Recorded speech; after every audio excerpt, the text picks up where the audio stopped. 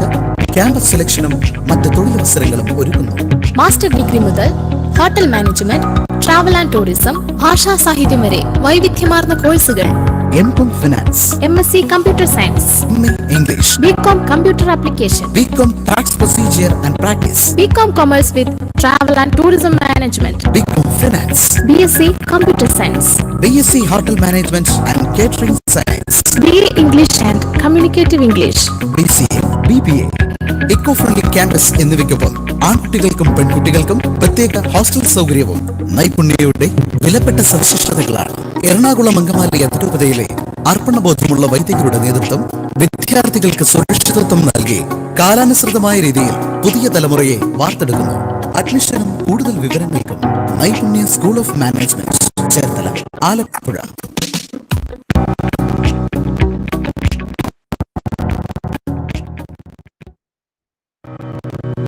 ഭാരതീയ വിദ്യാഭ്യാസ മേഖലയ്ക്ക് തനതായ സംഭാവനകൾ നൽകുന്ന കത്തോലിക്ക സഭയുടെ നൂതനമായ ഭാവം നൈപുണ്യ സ്കൂൾ ഓഫ് മാനേജ്മെന്റ് 2003 തുടക്കം കുറിച്ച് Cherthala Naipunya school of management Kerala university അഫിലിയേഷനോടുകൂടി വിജയകരമായി പ്രവർത്തനം തുടരുന്നു. പരിസ്ഥിതി സൗഹൃദ ക്യാമ്പസ് വിദ്യാർത്ഥികൾക്ക് ശാരീരികവും മാനസികവുമായ ഉന്മേഷം പകരുന്നു. അക്കാദമിക് മികവിനൊപ്പം കലാ കായിക മേഖലയിലും പ്രോത്സാഹനം നൽകുന്ന ഈ കോളേജിൽ പഠനം പൂർത്തിയാക്കുന്നവർക്ക് ക്യാമ്പസ് സെലക്ഷനും മറ്റ് തൊഴിലവസരങ്ങളും ഒരുക്കുന്നു. മാസ്റ്റർ ഡിഗ്രി മുതൽ hotel management, travel and tourism, ഭാഷാ സാഹിത്യം വരെ വൈവിധ്യമാർന്ന കോഴ്സുകൾ. MCom finance, MSc computer science, MA English, BCom computer application, BCom tax procedure and practice, BCom commerce with travel and tourism management, BCom finance, BSc computer science, BSc hotel management and catering science, BA English and communicative English, BCA, BBA, eco friendly campus എന്നിവയ്ക്കൊപ്പം ആൺകുട്ടികൾക്കും പെൺകുട്ടികൾക്കും പ്രത്യേക hostel സൗകര്യവും നൈപുണ്യയുടെ വിലപ്പെട്ട സവിശേഷതകളാണ്. എറണാകുളം അങ്കമാലി അതിരൂപതയിലെ അർപ്പണബോധമുള്ള വൈദികരുടെ നേതൃത്വം വിദ്യാർത്ഥികൾക്ക് സുരക്ഷിതത്വം നൽകി കാലാനുസൃതമായ രീതിയിൽ പുതിയ തലമുറയെ വാർത്തെടുക്കുന്നു.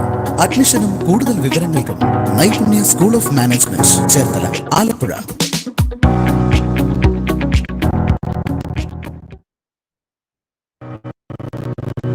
ഭാരതീയ വിദ്യാഭ്യാസ മേഖലയ്ക്ക് തനതായ സംഭാവനകൾ നൽകുന്ന കത്തോലിക്ക സഭയുടെ നൂതനമായ ഭാവം നൈപുണ്യ സ്കൂൾ ഓഫ് മാനേജ്മെന്റ് 2003 തുടക്കം കുറിച്ച് Cherthala Naipunya school of management Kerala university അഫിലിയേഷനോടുകൂടി വിജയകരമായി പ്രവർത്തനം തുടരുന്നു.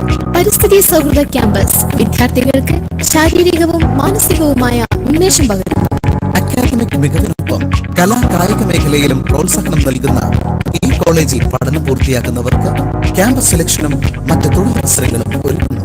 മാസ്റ്റർ ഡിഗ്രി മുതൽ hotel management, travel and tourism, ഭാഷാ സാഹിത്യം വരെ വൈവിധ്യമാർന്ന കോഴ്സുകൾ. MCom finance, MSc computer science, MA English, BCom computer application, BCom tax procedure and practice, BCom commerce with travel and tourism management, BCom finance, BSc computer science, BSc hotel management and catering science, BA English and communicative English, BCA, BBA, eco friendly campus എന്നിവയ്ക്കൊപ്പം ആൺകുട്ടികൾക്കും പെൺകുട്ടികൾക്കും പ്രത്യേക hostel സൗകര്യവും നൈപുണ്യയുടെ വിലപ്പെട്ട സവിശേഷതകളാണ്. എറണാകുളം അങ്കമാലി അതിരൂപതയിലെ അർപ്പണബോധമുള്ള വൈദികരുടെ നേതൃത്വം വിദ്യാർത്ഥികൾക്ക് സുരക്ഷിതത്വം നൽകി കാലാനുസൃതമായ രീതിയിൽ പുതിയ തലമുറയെ വാർത്തെടുക്കുന്നു. അഡ്മിഷനും കൂടുതൽ വിവരങ്ങൾക്കും നൈപുണ്യ school of management, Cherthala, Alappuzha.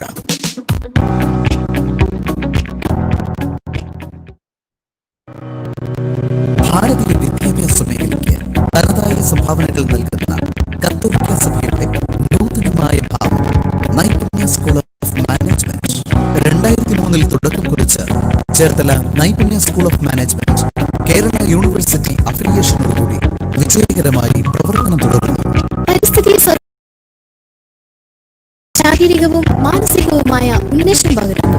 Academic മികവിനൊപ്പം കലാ കായിക മേഖലയിലും പ്രോത്സാഹനം നൽകുന്ന ഈ കോളേജിൽ പഠനം പൂർത്തിയാക്കുന്നവർക്ക് ക്യാമ്പസ് സെലക്ഷനും മറ്റ് തൊഴിലവസരങ്ങളും ഒരുക്കുന്നു. മാസ്റ്റർ ഡിഗ്രി മുതൽ hotel management, travel and tourism, ഭാഷാ സാഹിത്യം വരെ വൈവിധ്യമാർന്ന കോഴ്സുകൾ. MCom finance, MSc computer science, MA English, BCom computer application, Communication. BCom Tax Procedure and Practice. BCom Commerce with Travel and Tourism Management. BCom Finance. BSc Computer Science. BSc Hotel Management and Catering Science. BA English and Communicative English. BCA, BBA, eco friendly campus എന്നിവയ്ക്കൊപ്പം ആൺകുട്ടികൾക്കും പെൺകുട്ടികൾക്കും പ്രത്യേക hostel സൗകര്യവും നൈപുണ്യയുടെ വിലപ്പെട്ട സവിശേഷതകളാണ്. എറണാകുളം അങ്കമാലി അതിരൂപതയിലെ അർപ്പണബോധമുള്ള വൈദികരുടെ നേതൃത്വം വിദ്യാർത്ഥികൾക്ക് സുരക്ഷിതത്വം നൽകി കാലാനുസൃതമായ രീതിയിൽ പുതിയ തലമുറയെ വാർത്തെടുക്കുന്നു. അഡ്മിഷനും കൂടുതൽ വിവരങ്ങൾക്കും നൈപുണ്യ school of management Cherthala, Alappuzha.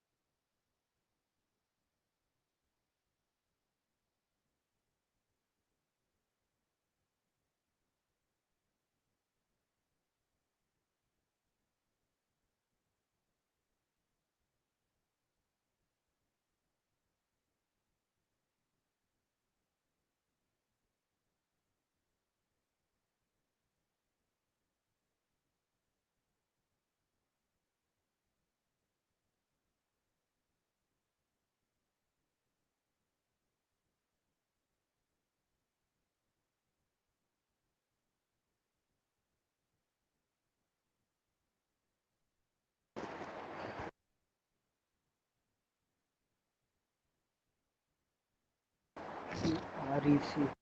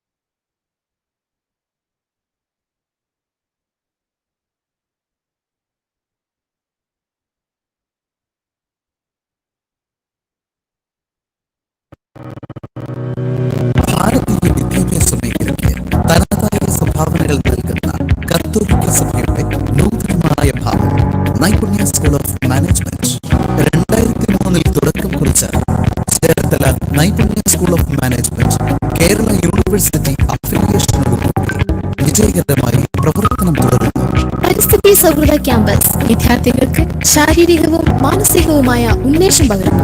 Academic മികവിനൊപ്പം കലാ കായിക മേഖലയിലും പ്രോത്സാഹനം നൽകുന്ന ഈ കോളേജിൽ പഠനം പൂർത്തിയാക്കുന്നവർക്ക് ക്യാമ്പസ് സെലക്ഷനും മറ്റ് തൊഴിലവസരങ്ങളും ഒരുക്കുന്നു. മാസ്റ്റർ ഡിഗ്രി മുതൽ hotel management, travel and tourism, ഭാഷാ സാഹിത്യം വരെ വൈവിധ്യമാർന്ന കോഴ്സുകൾ.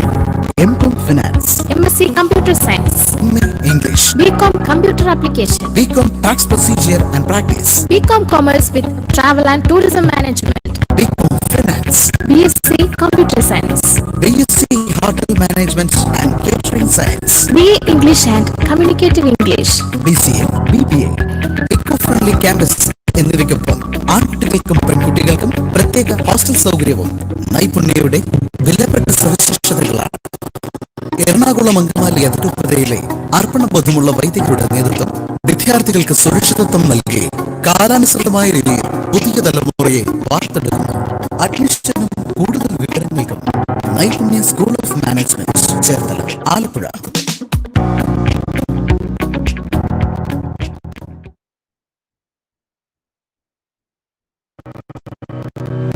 ഭാരതീയ വിദ്യാഭ്യാസ മേഖലയ്ക്ക് തനതായ സംഭാവനകൾ നൽകുന്ന കത്തോലിക്ക സഭയുടെ നൂതനമായ ഭാവം നൈപുണ്യ സ്കൂൾ ഓഫ് മാനേജ്മെന്റ് 2003 തുടക്കം കുറിച്ച Cherthala Naipunya school of management Kerala university അഫിലിയേഷനോടുകൂടി വിജയകരമായി പ്രവർത്തനം തുടരുന്നു. പരിസ്ഥിതി സൗഹൃദ ക്യാമ്പസ് വിദ്യാർത്ഥികൾക്ക് ശാരീരികവും മാനസികവുമായ ഉന്മേഷം പകരുന്നു. അക്കാദമിക് മികവിനൊപ്പം കലാ കായിക മേഖലയിലും പ്രോത്സാഹനം നൽകുന്ന ഈ കോളേജിൽ പഠനം പൂർത്തിയാക്കുന്നവർക്ക് ക്യാമ്പസ് സെലക്ഷനും മറ്റ് തൊഴിലവസരങ്ങളും ഒരുക്കുന്നു. മാസ്റ്റർ ഡിഗ്രി മുതൽ hotel management, travel and tourism, ഭാഷാ സാഹിത്യം വരെ വൈവിധ്യമാർന്ന കോഴ്സുകൾ. MCom finance, MSc computer science, MA English, BCom computer application, BCom tax procedure and practice, BCom commerce with travel and tourism management, BCom finance, BSc computer science, BSc hotel management and catering science, BA English and communicative English, BCA, BBA, eco friendly campus എന്നിവയ്ക്കൊപ്പം ആൺകുട്ടികൾക്കും പെൺകുട്ടികൾക്കും പ്രത്യേക hostel സൗകര്യവും നൈപുണ്യയുടെ വിലപ്പെട്ട സവിശേഷതകളാണ്. എറണാകുളം അങ്കമാലി അതിരൂപതയിലെ അർപ്പണബോധമുള്ള വൈദികരുടെ നേതൃത്വം വിദ്യാർത്ഥികൾക്ക് സുരക്ഷിതത്വം നൽകി കാലാനുസൃതമായ രീതിയിൽ പുതിയ തലമുറയെ വാർത്തെടുക്കുന്നു. അഡ്മിഷനും കൂടുതൽ വിവരങ്ങൾക്കും നൈപുണ്യ school of management Cherthala, Alappuzha.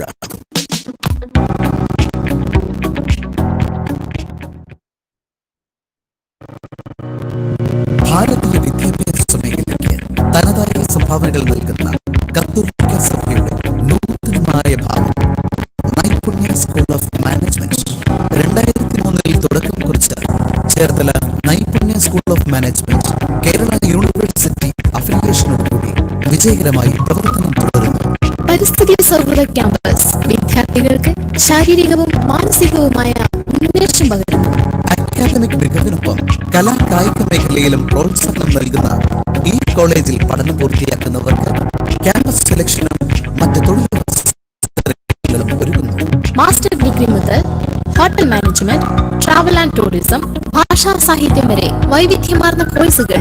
എം.കോം finance, MSc computer science, MA English, BCom computer application, BCom tax procedure and practice, BCom commerce with travel and tourism management, BCom finance, BSc computer science, BSc hotel management and catering science, BA English and communicative English, BCA, BPA, eco friendly campus എന്നിവയ്ക്കൊപ്പം ആൺകുട്ടികൾക്കും പെൺകുട്ടികൾക്കും പ്രത്യേക hostel സൗകര്യവും നൈപുണ്യയുടെ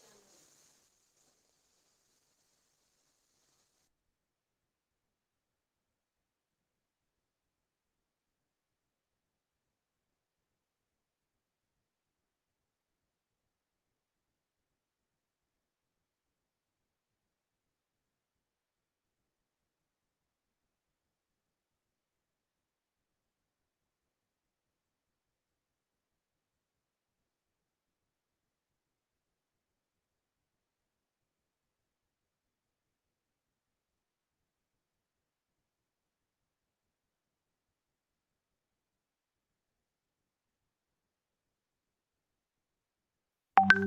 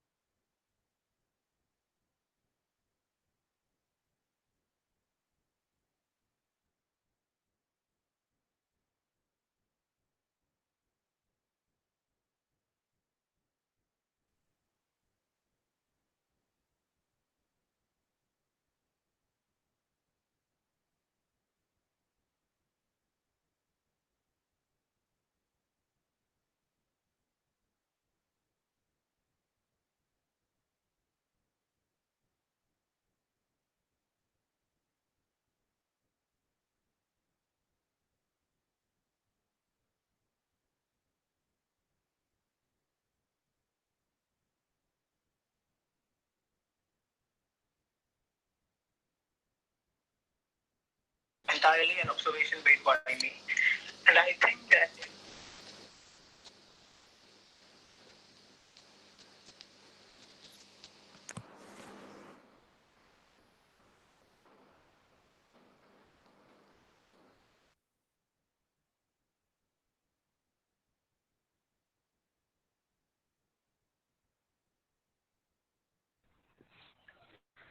The proper drinking of whiskey is more than indulgence.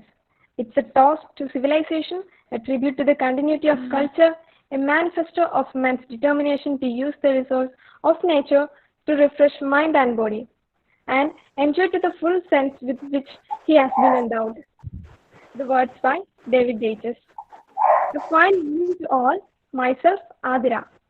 On this auspicious day, we have gathered here to attend the webinar about whiskey.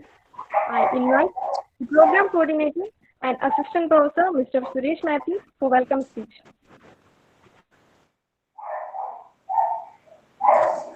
Good morning. Today's webinar is all about whiskey. To enlighten us about whiskey, we have Mr. UDAY BALAJI, founder of Whisky Advisor. After a successful career in technology and restaurants, he has decided to pursue his passion on whiskey. Mr. Uday has been to over 100 distilleries and experienced whiskey across Scotland, Ireland, Japan, USA, and India. He is also a trainer for the prestigious Whisky Ambassador course in India. He is also the first and only executive bourbon steward in India. On behalf of Naipunya School of Management, I welcome you, sir, to Mantra, the webinar series. I welcome the strength, backbone, and principle of Naipunya School of Management, Cherthala, Reverend Father Varghese Pondemballil, to the Mantra webinar series. Thank you. I take this opportunity to welcome Head of the Hotel Management Department, Harikrishnan R., all the faculties, students of Naipunya, and all other participants to the Mantra webinar series conducted by Hotel Management Department of Naipunya School of Management, Cherthala. Welcome to the webinar.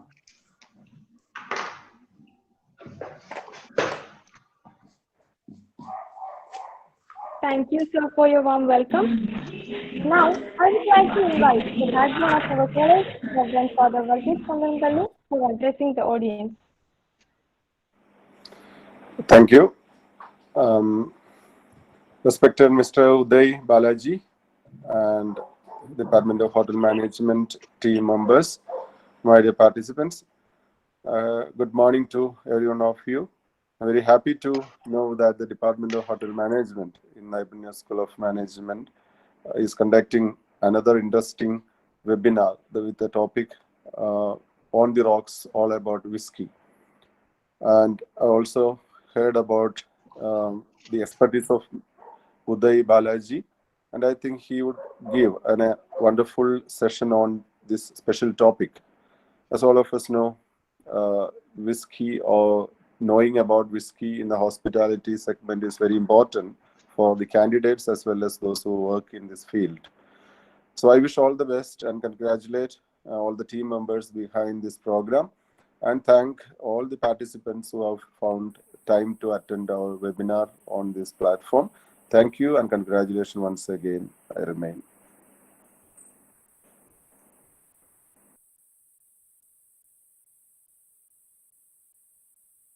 Thank you, Father, for your valuable comments. It's time to invite our chief guest, Mr. Uday Balaji, to officially start the section. Thank you very much, Ms. Adra. I'd like to also thank Reverend Father for his very kind introduction, and of course, Mr. Suresh Matthew for coordinating this program. I hope all of you are doing well and staying safe in these trying times. And thank you so much for so many of you joining. I see there are over 160 participants. It's lovely. So let's just go ahead and dive right in. I'm just going to share my screen now.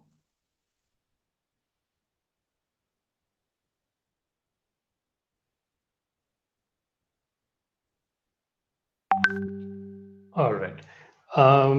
either Ms. Adra or Mr. Matthew, if you could just confirm that you can see my screen, then we can get going. Yes, sir, we can see the screen. All right, wonderful. Okay, so today, as everyone has said, it's going to be all about whiskey. But just to start off, I'm going to ask you a very simple question, and I would love for all of you to just share a little bit of your thoughts. So this is a situation. You're working at an F&B establishment at a bar, and a guest walks in, and he asks for a whiskey. So my question is, what do you feel? What can you do, or what could you have done to elevate this gentleman's experience at your establishment? If you could just type in the chat box anything. There's no wrong answer. And if one of the moderators could just read any responses that come in, we'll just stop for about 10-15 seconds for the responses.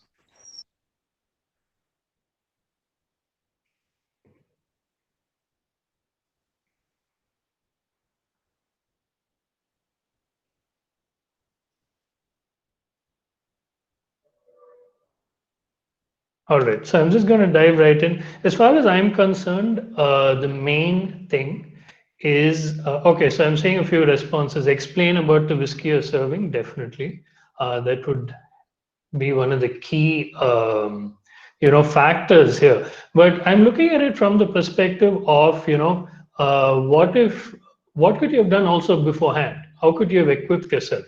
So what you can do is you need to talk about the product, like the gentleman said about the whiskey, about the brand at large, that particular expression, and about flavor profiles. There are so many different flavor profiles. I'm sitting in front of me, there are over 30, 40 whiskeys. Each one has its own distinctive flavor profile and story. Each distillery has a story. Some of them are 200 years old, 300 years old, know the stories. And know the larger history. How did whiskey travel around the world? How did this whole whiskey thing start? And also explore the flavor world. It's not only about whiskey. It could be coffee, tea, food, spices, everything.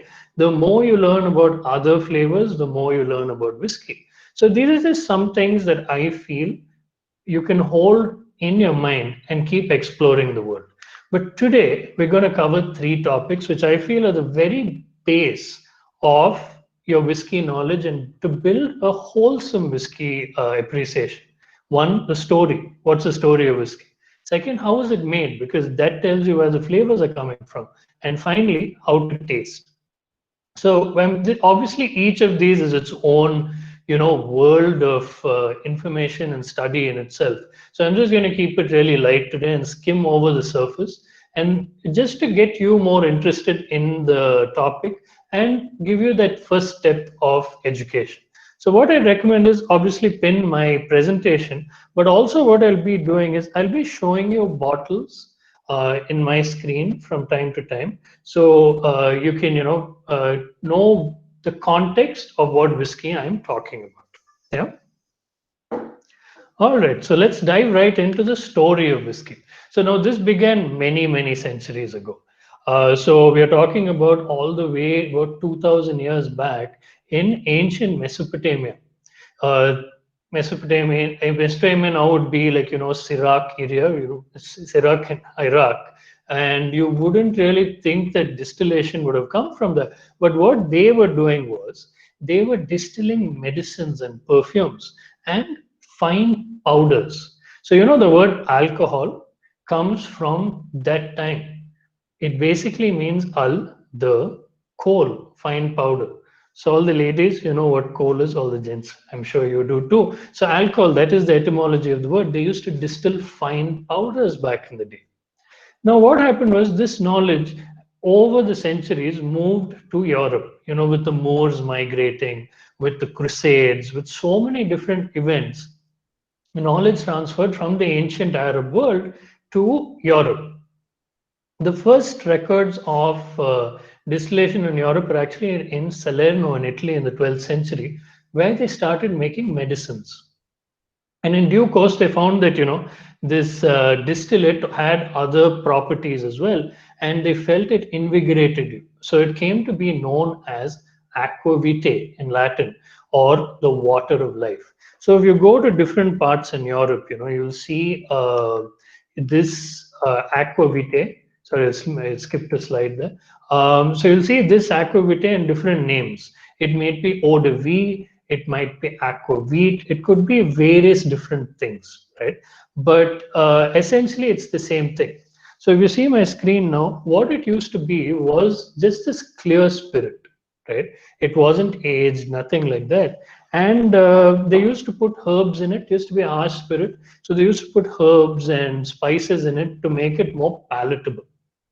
So even now, if you go to Scandinavia, you'll get aquavit, pretty strong stuff and very, very herbal. Yeah. But one thing that you need to keep in mind is whiskey is an agricultural product. So all of you being going into the hospitality industry, you would have heard of the huge companies, yeah, Diageo, Pernod Ricard, who own the Johnny Walkers and the Ballantines and the Absolutes of the world. But this is a recent history. We are talking about many hundreds of years back when whiskey being an agricultural product, what it was it's just small farmers, so that the crop wouldn't get spoiled. They used to distill it and save it in a harsh winter, or it is easier to transport. They didn't have highways back in the day to zoom down in trucks. They had to go by horse and cart or bullock and cart, and distilling reduced the size of that grain or fruit or whatever it was. So if you see, like a French eau de vie will be made from grapes because that's what grows there. But if you go to Scandinavia, you don't have rolling vineyards. So it'll be from potatoes and, things like grains and barley and things like that. So then what happened was so far we haven't really talked about any of the whiskey countries, major whiskey countries. So the first country that saw distillation was Ireland. So at the time, the monks in Ireland were the main sources of knowledge. They were the educators of the time. So they used to travel to mainland Europe and they took this knowledge back to Ireland.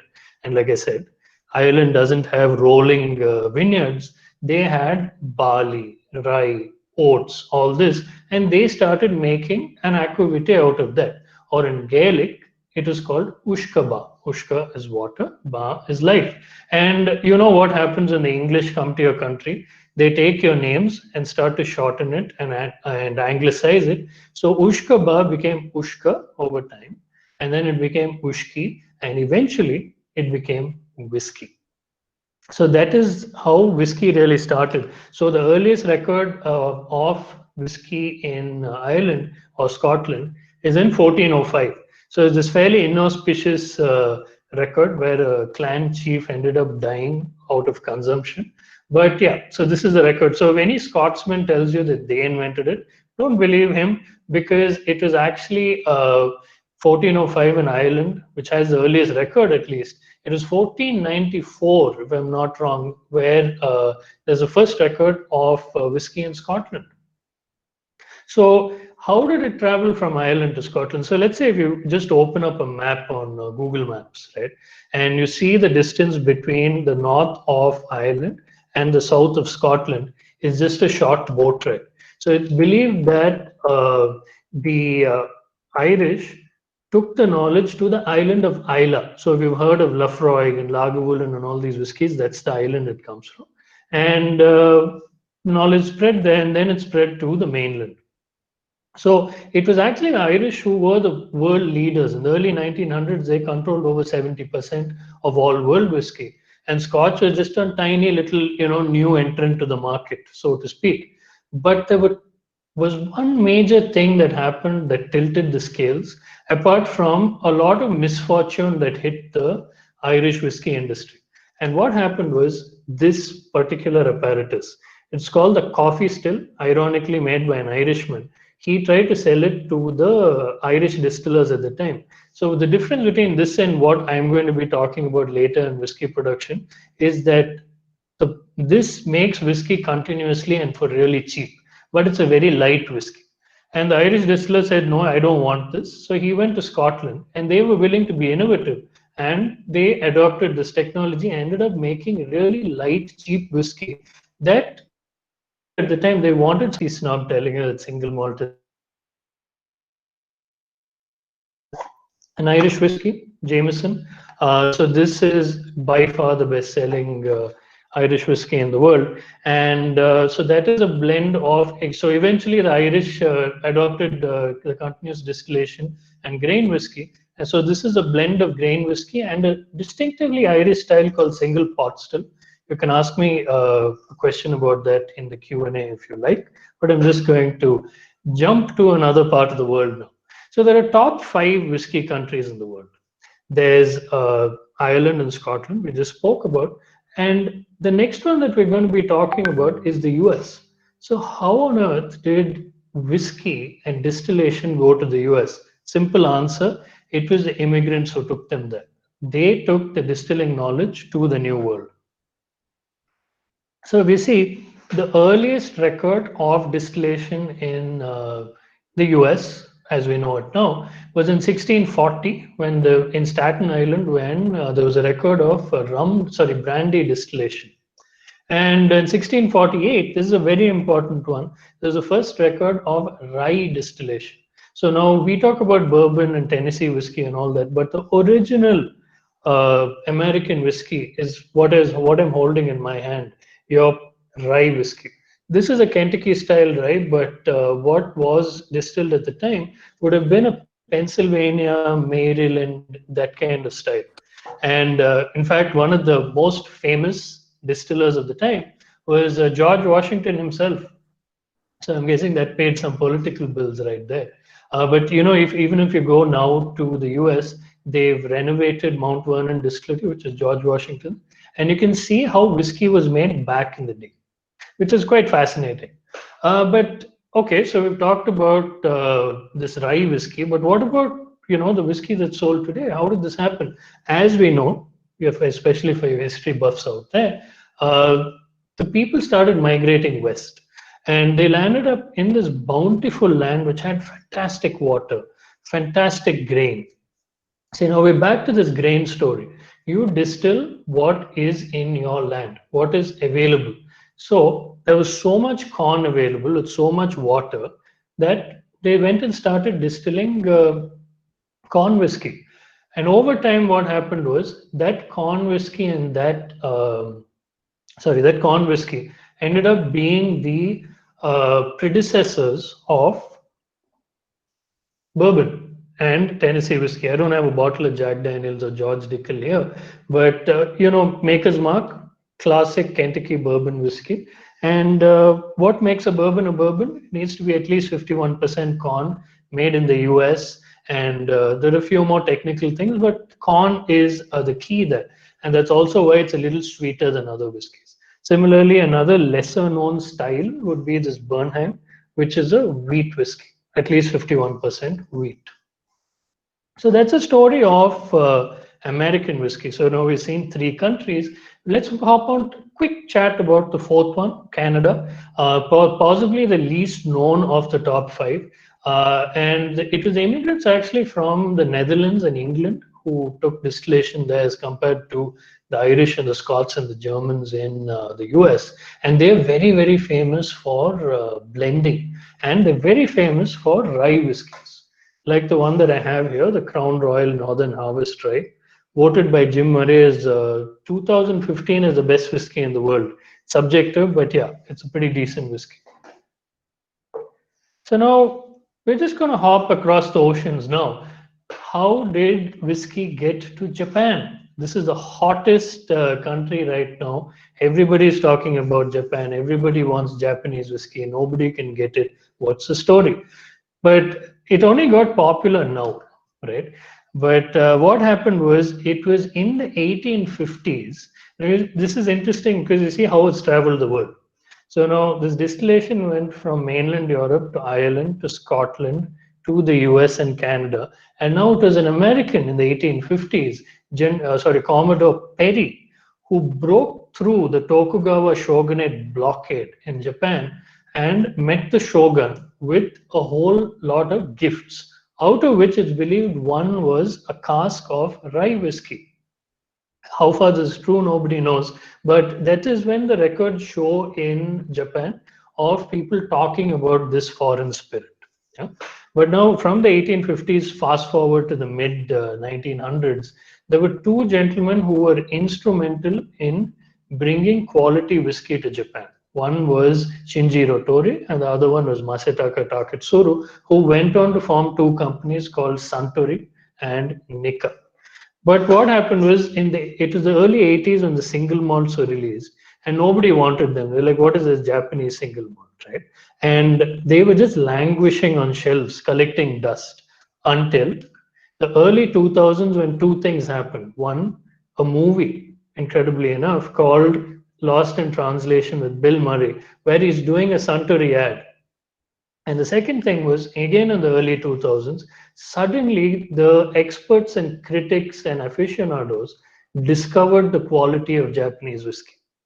And it just exploded. So all those dusties sitting on shelves, everybody wanted it now. Right? Yeah. Now, so why is it so? What is so fantastic about this Japanese whiskey? It's just clearly a case of scarcity causes demand, because whiskey needs to be aged over a period of time and it takes time to produce it. So actually the new stocks of Japanese whiskey would have started coming out this year for the Olympics, but as we know with COVID, nothing's really happening right now. So hopefully we'll get more of supply in the market next year. But be careful when you're buying Japanese whiskey, because they're sold at very high prices that I don't think are justified on the secondary market. And also the laws are a little lax, so you might actually be getting scotch that's being called Japanese. We can talk about this also later if you wish. So we've talked about the top five, but hey, we're Indian. So let's quickly talk about whiskey in India before we hop on to a couple of questions on history and we talk about how whiskey is made. So the early history, again, is a British who brought whiskey to India. And there's a very, very interesting thing that happened in the mid 1850s again, where a gentleman by the name of Edward Dyer opened a brewery north of Chandigarh in Kasoli called the Dyer Brewery. This is the first beer made in Asia, called the Lion beer. It's not the same as today, but he was supplying to the nearby cantonment.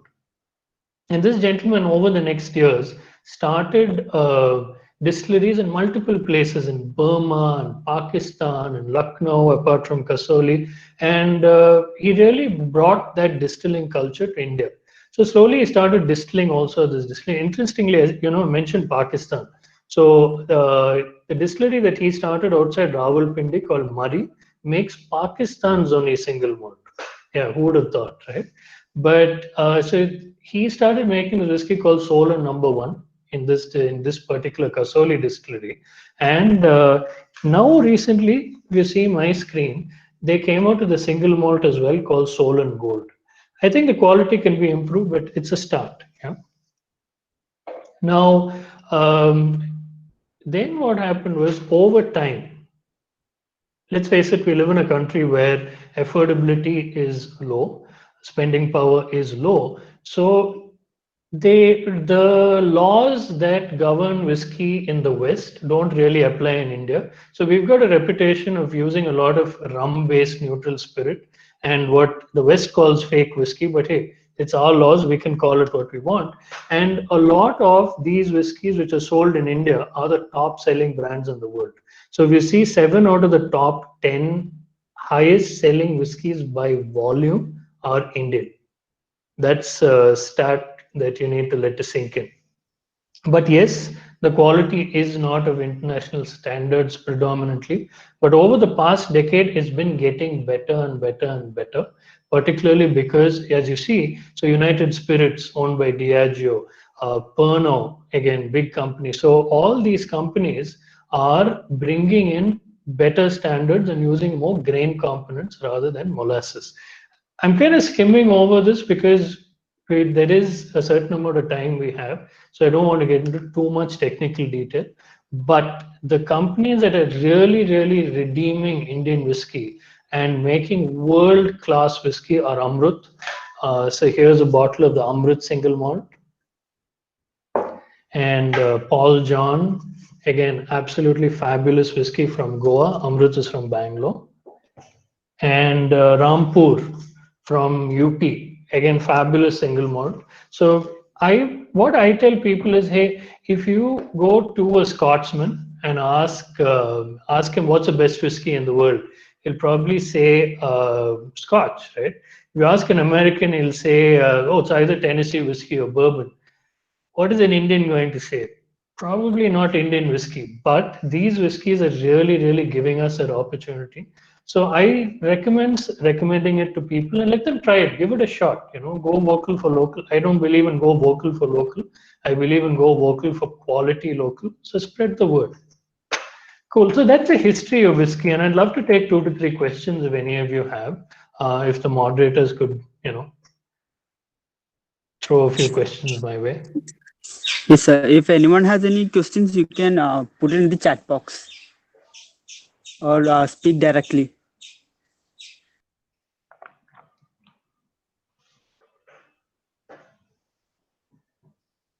So the question is, could you please repeat Indian brand whiskies? Of the ones that I would recommend to try, the single malts would be Amrut, Paul John, and Rampur, for sure.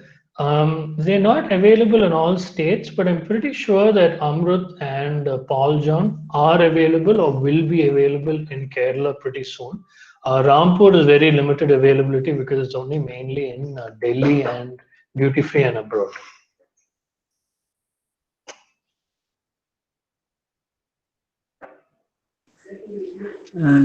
Someone has asked what's the difference between the whiskey and whiskey with the E?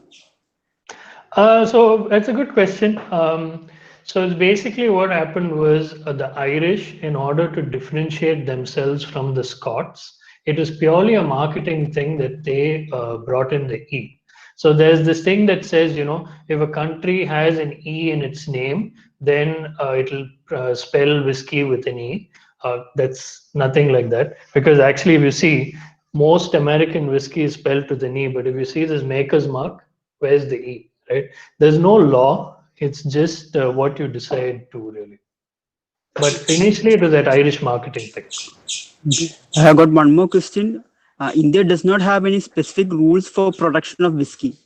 How the quality is maintained and what makes a good Indian whiskey good? So that's a good question. And we'll just leave the rest of the questions for later. I'll just close out with this and jump to the next section. So actually, for a long time, there weren't adequate laws. But in 2018, the FSSAI came out with very good guidelines. So in fact, there's a guideline for single malt whiskey and there's a guideline for blended whiskey.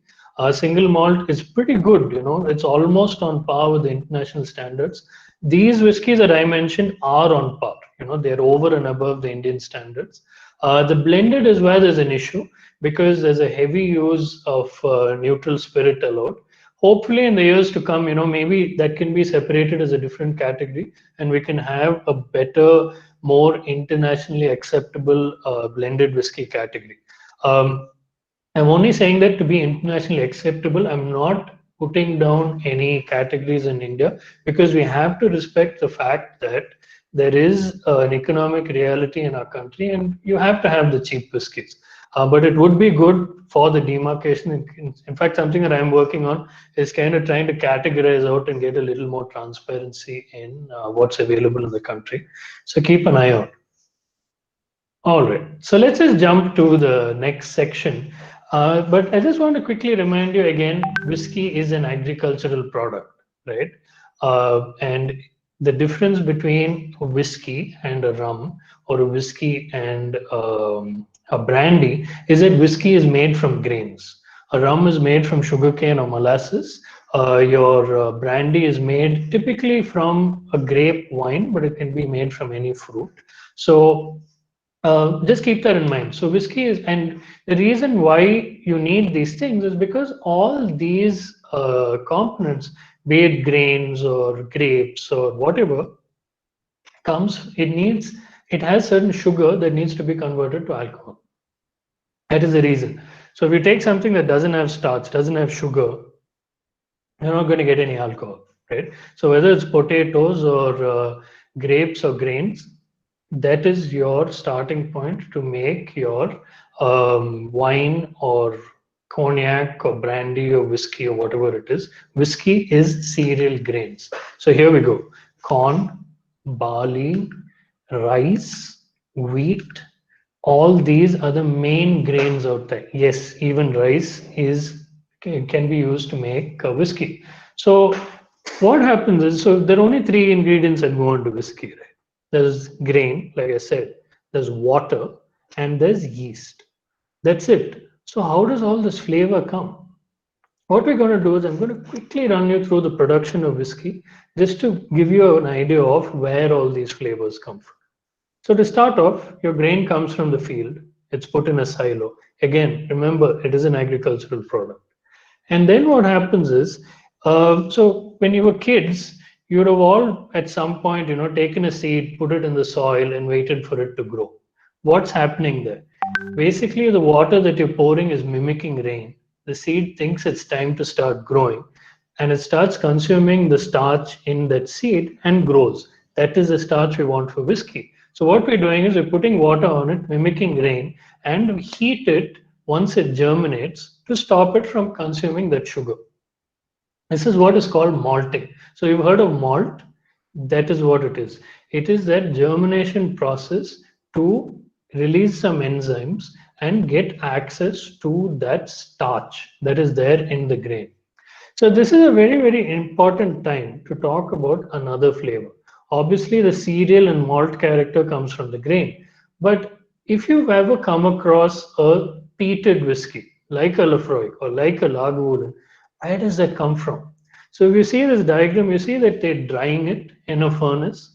So historically in Ireland and Scotland, they did not use timber to light their fires. They used this thing called peat. Peat is basically half carbonized vegetation that they go and dig up, and they used to use it as fuel to cook, to heat their homes, whatever. So they put the same thing to heat the barley also. But what happens is, just check out my screen now. I'm showing you some peat, right? So you see all this vegetation in here. So when that burns, unlike coal, you're going to get all that vegetative smell in the smoke, and that sticks to the grain, and that is where you get that smoky, seaweedy character in your Lafroigs and all those whiskies. So peaty Scotch, there you go. So two flavors we looked at. We looked at the cereal character and we've looked at the peaty character. So this is all these pictures. That's my hand at a Scottish distillery. You see it started to germinate. It's almost ready to go to the next process, which is milling. Milling is nothing too complicated. You basically just grind it to a certain ratio, and whatever kind of waste is there goes as cattle food. So you have three different categories: husk, middle, and flour. This is purely just for ease of operation and maximum extraction, right? And so this is a very important process called mashing. So what you're doing here is you're dropping hot water on that grist, basically the ground down malt from the previous process, to extract all the sugar. So we see, all this white stuff in this picture is the starch, which is going to be converted in sugar and mashing. And then you get a sugar water, and all this brown stuff will be left over, and that goes as cattle food. It's called draff. So somebody, I think, asked a question a little while back: what's the difference between beer and whiskey? This is the same so far. Whiskey is only distilled beer, which hasn't been hopped. Yeah. And then, so this is what it looks like. This is a mash tun. So that's that grist. You're dropping hot water and taking out all the sugar water. So we've gone through the process now, and the next one is fermentation. Again, same as beer. So you put it in what's called a washback and pitch yeast. So now what happens here is that yeast converts all that sugar into alcohol, into carbon dioxide, and various flavoring compounds called esters. So, for example, the taste of cinnamon comes from a compound called ethyl cinnamate, which happens to be in what we call cinnamon, but it can also come from fermentation, right? I'm just running through this quickly. Yeah, so that sugar water from mashing is called the wort, and then it goes into the fermenter, and then that what we get out of this fermenter is the first alcohol. So we get a beer essentially, which is about 5 to 10% alcohol. And in the beer making process, now you'll go to hopping, but now we go off to distillation. So this is the fermenting. You see how vigorous it is. I'm just going to play the one video that we have for this particular presentation that shows you how vigorous fermentation is.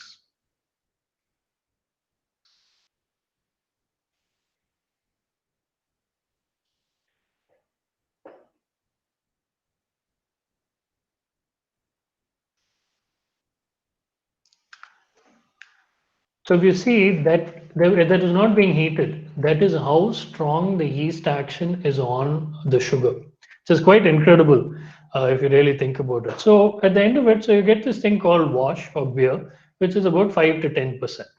But whiskey needs to be at least 40%, right? So in order to be 40%, what do? You've got to take out take out the alcohol from that solution, leaving behind the water and solids. So how do you do this? You do it by the process of distillation. You remember ancient Mesopotamia that I talked about? Yeah. So that is why it is so important. Distillation essentially is the separation of compounds by varying boiling points. So the boiling point of water, as we all know, is 100 degrees, whereas the boiling point of ethanol is 78.4 degrees. So I'm shown a triple distillation here, but I'll just quickly keep it simple. Most scotch is double distilled. So in the first distillation, you're just stripping out as much alcohol as you can. So you get about 25%. And then in the second distillation, you distill it again, and then you start cutting. So the first thing that you do is you take out all, so when you hear about all these hooch tragedies, right? The reason why people die is because they are consuming methanol and fusel oils and things like that, which can make you blind or die. So, but in a professional organization, what they'll do is they'll remove all those components through what's called fractional distillation essentially, but they'll take out all those light compounds initially called the heads, like methanol and all that, which can kill you. And then once that's done, they'll take the ethanol, which is what we want, as the heart. And the last bit, the really heavy compounds with heavier boiling points, which can give you hangovers. We don't want that. So that they take off as the tails. So now what you have is the heads, or also called, I showed you this before, the pneumic. But you see this is completely clear. This is like vodka, right? But then the whiskey that we've been looking at in all these bottles had this color. So what's the deal? I only said there are 3 ingredients: water, yeast, and grain. So how does the color come? The color, okay, sorry, these are the tallest hills in Scotland. This is when I visited Glenmorangie. So all the color, 100%, comes from oak, from the wood that the whiskey is matured in. And I do have a stave here. Let me just pick it up. All right. So what happens is the wood takes out some bad compounds in the whiskey. If you see my screen, you see that char. So that's like coal that removes all the bad compounds, sulfurs and all that. And then you also toast the cask. This is not, so you can see a little bit of toasting on the side. So this, what it does is it gives you nice flavors like vanilla and all that. So I'm just going to skim through this quickly. So typically you use either American or European oak, depending on where it's coming from. And also most of the casks in Scotland and Ireland have previously been used to mature either bourbon or sherry. So you will get that influence in the taste as well. I'll talk about this during the whiskey appreciation because I'm talking about quite a lot of technical stuff. But you can ask me about the wood and why, bourbon and sherry and stuff. We can cover that. But just keep in mind, while 100% of the color comes from the wood, some countries do allow the addition of color. So don't get carried away. Darker is not necessarily better, right? So there's a couple of concepts here. So during maturation, there's some evaporation from the cask. So that's called the angel share. And there's some left in the barrel as well, or the cask, and that's called the devil's cut. There's some fancy words on there. And just as if you notice, I'm saying cask because a barrel is one type of cask. There are many, many different types of casks depending on what's been matured and sizes and stuff. Yeah. Cool. So now this is a picture that I took from Bruichladdich on Isla, and that's called a thief or a valanche, which you use to take whiskey out of the cask. Cool. So I'm just going to quickly talk about what we talked about so far is the production of malt whiskey. But I'd also mentioned a little while ago about that coffee still, continuous still, which you make grain whiskey. So I'll quickly talk about the types of scotch. So the different types of scotch are single malt, blended malt, single grain, blended grain, and blended. So single malt, essentially, single means one distillery, malt means 100% barley. That's it, right? Single grain means single distillery, and grain means barley and or other grains. But the difference is this is made in a continuous still. So it's a lighter, cheaper whiskey to make. So now you take two single malts and mix them together, you get a blended malt, like the monkey shoulder that I have back there. And if you take two single grains and blend them, they become a blended grain. But if you take at least one single malt and one single grain and mix them together, you get what is basically a blended whiskey, right? I hope you understood that. Happy to answer any questions around that if you have. So yeah, so you can stop for another 2-3 questions if anyone has.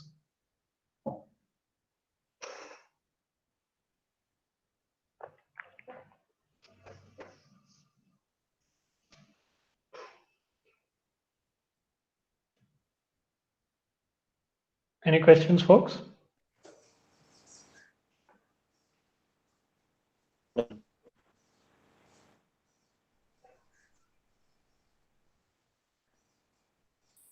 So one question is, what is the best way to have whiskey?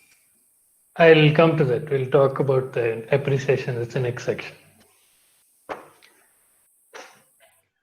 All right, guys, just note down a few questions if you have. Happy to take them at the end. Come on, participate. There's no, bad questions or anything.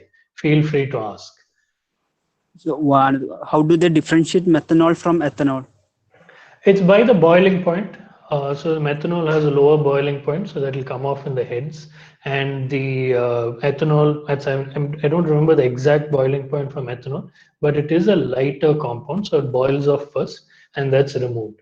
So when you get to around that 78.4 degrees, you start getting the ethanol, and you use that as the hard scotch. Similar with other compounds, there's a whole lot of things, acetones, acetaldehydes, a whole lot of different things that are removed. So another question is, what does cask strength and barrel strength? Okay, it's a good question. So what happens is, so let's say I've got this Aberfeldy. So this Aberfeldy, this says single malt.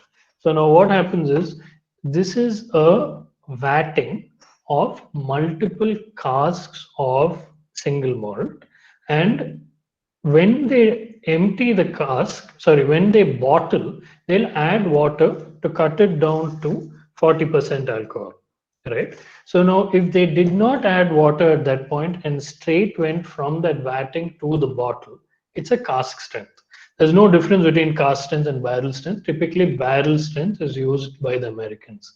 So now another one thing is, if it wasn't vatted, if it went straight from the cask to the bottle without adding water, that would be a single cask strength, single malt. But if they did add water and bottle it, it would just be a single cask, single malt. Yeah. See quite a few questions coming in. We'll just take one more and then you can ask me the other questions at the end.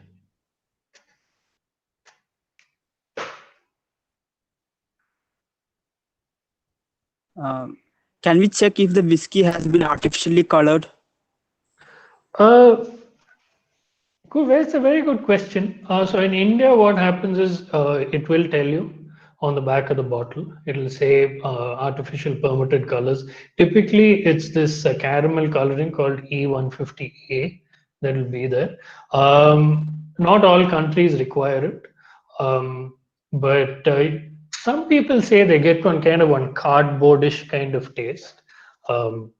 I think it's very subjective, it's very subjective, but it's not a big deal. I mean, the reason why it's used mainly is to maintain consistency. So let's say if you have a bottle that's selling 20 million cases a year, right? Every time you go to the shop, if it looks different, you're going to be worried. So that's why it's just used to standardize. There are a few brands that take it too far and really up that coloring and play on people's thinking that darker is better, which is unfortunate. So, but then since you are, more educated about whiskey than the average person, so now you know. So one example is you take that Ardbeg back there, right? Fantastic whiskey, one of the best entry level, not entry level, but standard single malts in Scotch. It's one of the lightest whiskies around there, but you cannot find a whiskey that has more flavor in that. Right, so yeah, just keep educating yourself, understand labeling rules. That's the way to do it. All right, guys, let's jump into the next part. This is the last part, tasting, and then we'll do a Q&A again at the end. So first thing that I'd like to talk about is glassware, right? So this water glass that I have, so as you can look at my screen, this water glass that I have dissipates aromas, whereas this Glencairn that I have traps aromas in the bowl and funnels it through the top. Essentially a tulip shape. This is expensive, in India particularly, it's like, I don't know, 1,500, 2,000, 2,500 bucks, depending on who you're buying it from. But don't worry about that. Even like a white wine glass or something is fine.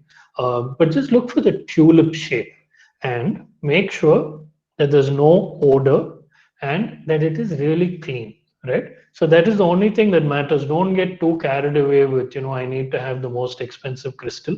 Look for something with the tulip shape. 200 rupee wine glass just is good. It serves the purpose. Just to dive right in. So now what I use this tasting wheel. So I talked about a few of these, right? We talked about the cereal. We talked about the PT. The fruity and floral character comes from the fermentation. The winey character comes from your cask, like what used to be there, like that bourbon or whether it was sherry or whatever. Similarly, the woody. And the sulfury and fainty can come from multiple parts. It could come from the distillation. It could come from the cask, from multiple parts. It could even come from the fermentation, right? And then what I do is, so this generally when I do a tasting, I hold these two things together. My tasting sheet, each one for a whiskey, and the tasting wheel. So just keep in mind that this is only a guidance, just to kind of like a crutch to lean on when you're starting off tasting. So I'm just going to go ahead and pour a whiskey here. I'll pour the maker's mark. Very little, because it's still quite early. I know it's Saturday, but it's still quite early. So the first thing that I do is I look at the color, right? But I look at the color against something white. So now you guys can probably pin my screen or something, because I'll be showing you and demonstrating how to taste. So remember, I'm saying taste, I'm not saying drink. This is how you taste whiskey, but you drink whiskey however you want. You can ask me questions about that. So white sheet, hold it against that. The reason why I say that is you hold it up like this, there's 100 things behind the glass and the light is inconsistent. So what you're doing here is just bringing in the visual aspect, right? Like I said, the more you educate yourself, the more you'll know what to look for in the color. And the next thing is visual texture. Don't do this because it's 40% alcohol at least, and you're going to burn your nose when you put your nose in. This is not wine. So swirl it like this in your glass, right? And then hold it up and just see how the legs are coming down, or the tiers of whiskey, right? What you're trying to see here is this whiskey really light or is it very viscous? This is just to give yourself an indication of how it is going to feel in your mouth, the mouth feel, right? And I always recommend when you do this, have two whiskeys, comparative is always good, because you're just starting off. You don't know, is this fast, is this slow, what's going on? compare between two. Maybe a blend in a single malt is a great way to do it, right? And the next thing is the nose. So don't do this, right? Don't stick your nose right in. Burnt nose, you're going to be out of commission for 15 minutes. So what you do is keep it about an inch away and go side to side. And slowly work your nose in as you get used to it. Right? And why you're doing it from nostril to nostril is supposedly every 4 hours your dominant nostril changes, or you might just have one nose blocked, right? So go both nostrils. And then you're looking at, then go back to this chart and see, okay, am I detecting any cereal? Am I detecting any peat? Am I detecting any fluid? This is a very basic chart, right? So like, for example, the one that I use quite often, the one back there goes in multiple rings right out to the chemical compounds that have the smell. But don't do that initially. Get to there over time. So smell and start. What you need to do is, these charts are a guidance, right? What you need to think about is, we all have our kind of database of aromas, database of memories. Delve into that, right? So let's say if a Westerner is not going to know a lot of Indian flavors, and most of the tasting notes are written by Westerners, right? So tap into your memories, tap into your aroma repertoire, and look for smells, look for memories. And the more you do it, the better you will get at it. Right? And then the next thing is, you just take a small sip just to get your mouth used to it.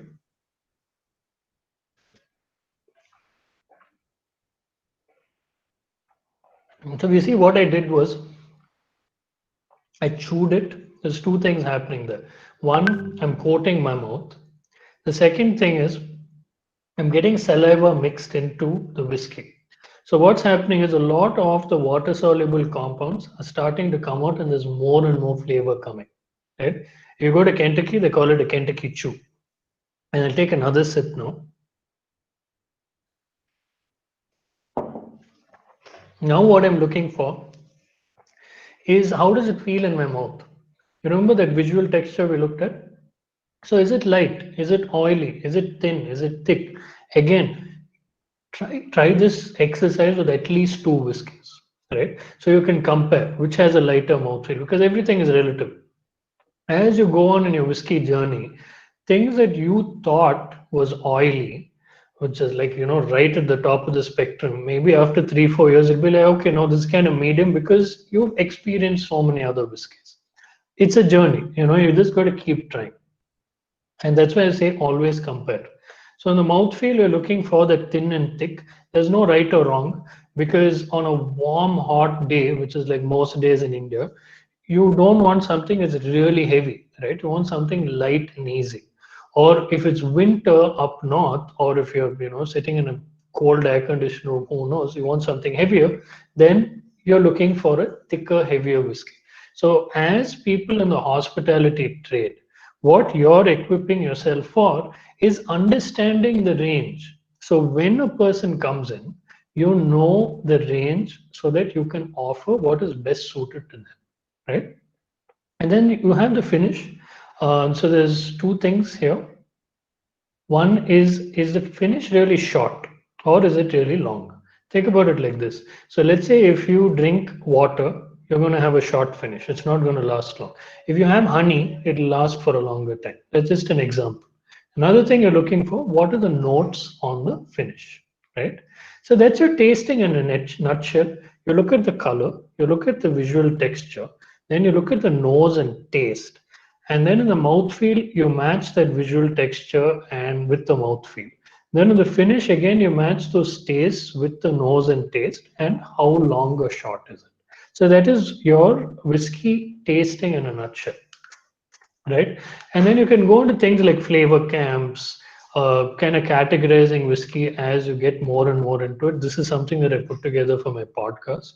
So it's just to categorize this. These kind of tools will help you to, suggest better, recommend better to your guests, and educate yourself, obviously.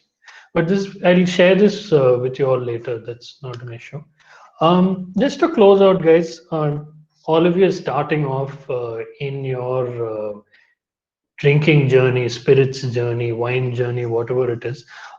Just a quick word of advice: drink to appreciate. Don't drink to just get wasted. Drink to enjoy. Keep exploring. Look for different things. It's not just whiskey. It's not just wine. Try everything. I drink a lot of tea and coffee to expand my boundaries. In fact, perfumery as well. So just look at alcohol is something to be appreciated and enjoyed with friends. It's very easy in the hospitality trade with all the weird hours and everything to get a little lost. So that's just my little word of advice. And that's it for today. So happy to take any questions.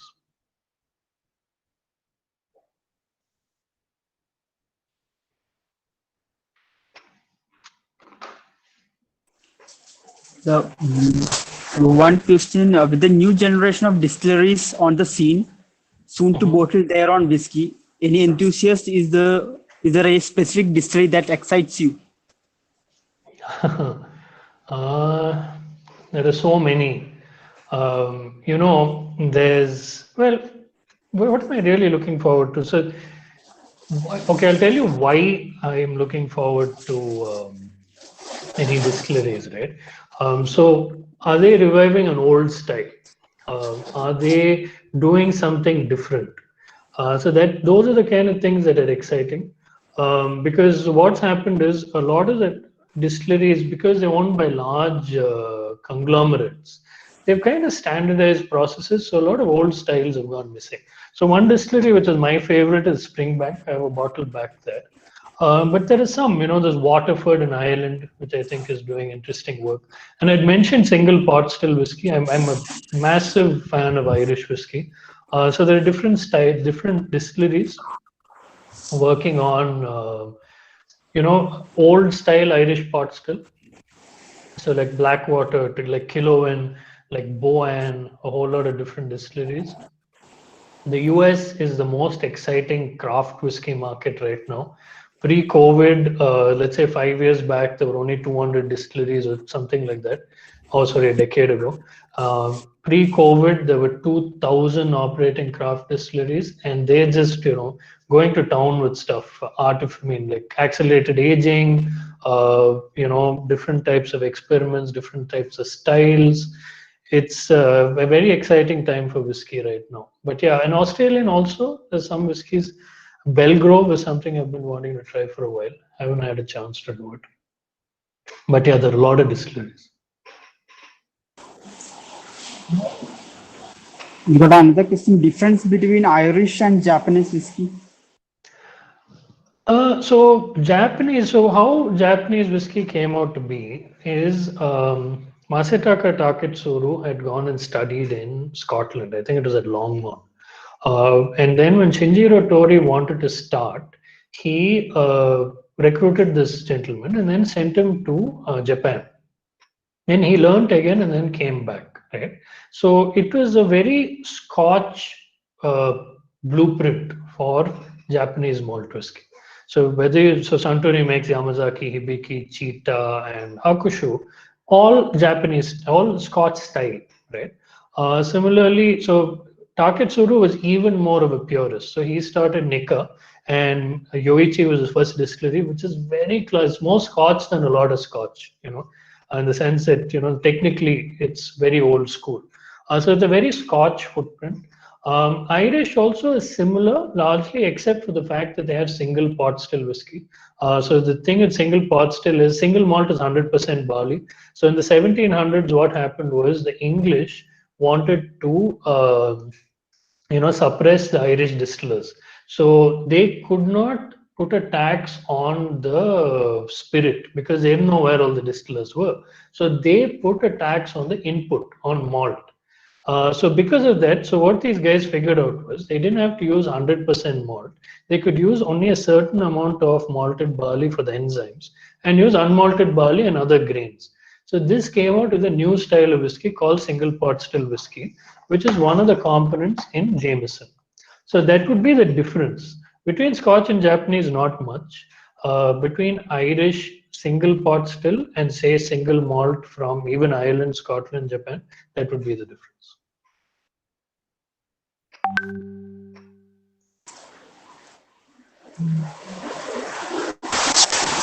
Why whiskey is packed in glass bottles, not paper bottles? A very good question. Historically, we just did not have the technology for it, right? So the question could be, why can't you put it in like wine? Put it in Tetra packs, box wine, whatever. The difference is much higher ABV. So the liners will start getting into the whiskey. The alcohol will start degrading the liners, right? Whereas wine or beer or whatever is not going to do that. And glass is completely neutral. But recently, it's about 3 weeks back, I think. So Diageo announced that the Johnny Walkers are going to come out in paper bottles next year. Supposedly some sort of molded technology which doesn't degrade or something. Again, time is going to tell. But it is the way forward, whether it's PET bottles or whether it's paper or whatever, because of the carbon footprint that glass leaves, because glass is made at a manufacturer, shipped a long distance to the distillery, then that is palletized and then sent across the world. There's a huge carbon footprint. So as part of sustainable goals, distilleries and brands are all looking to move towards more sustainable packaging, and bottling is definitely going to be one of them. So I think we can wind up this session, and I'm sure that I think we can wind up the session, and I believe the participants can contact you via Facebook and Instagram. Please do. Yes, and I believe you also take courses in whiskey ambassador. Yes, I do. It's all on my website. So if you guys want to reach out to me, all this stuff is free. The LinkedIn and YouTube and Instagram and all that. If you're interested in courses, then there's my website. But there's a lot of education out there, not just mine. There's a whole lot of information out there. Just make sure that it's from verified sources, because you need reliable information. So we'll move on to the vote of thanks. Please.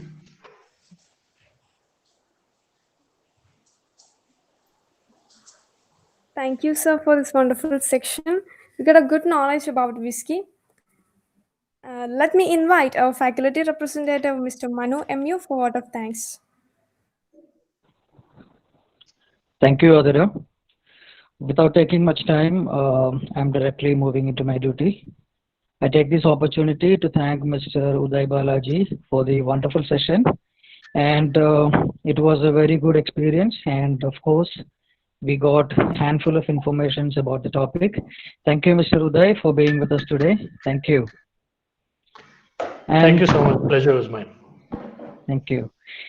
And I extend my sincere thanks to our beloved principal, Reverend Father Baiju George Pandembali, for your presence and motivation throughout the webinar series. Thank you, Father.